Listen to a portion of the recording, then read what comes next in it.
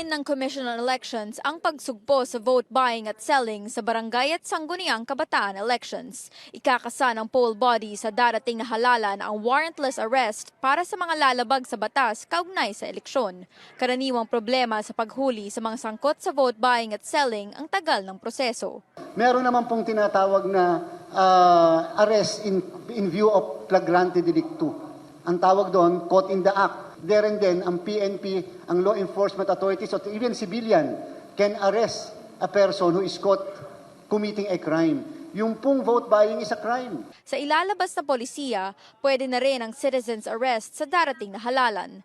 Ayon kay COMELEC Chairman George Garcia, pinapayagan naman ito sa ilalim ng saligang batas. Aminado ang pambansang pulisya, magiging hamon ang pagpapatupad nito ng walang karahasan. To some extent, responde ka ba ng responde hanggang sa maubusan.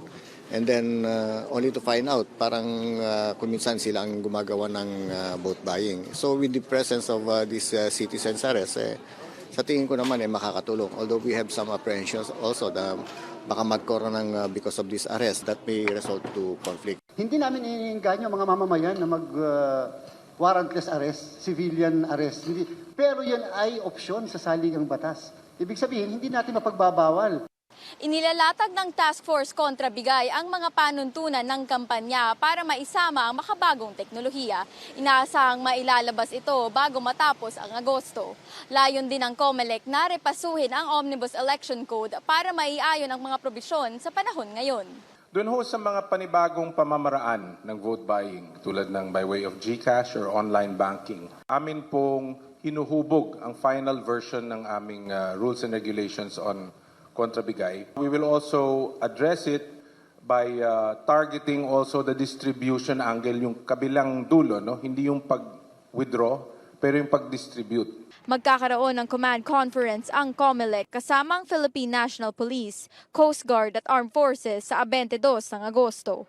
Doon posibleng ilabas ang areas of concern para sa halalan. Pero ayon sa inisyal na datos ng PNP, halos 30 lugar ang nasa red category. Kabilang sa binabantayan ang Negros Oriental dahil sa pagpaslang kay Governor Ruel Degamo at Bangsamoro Autonomous Region of Muslim Mindanao dahil sa armadong grupo.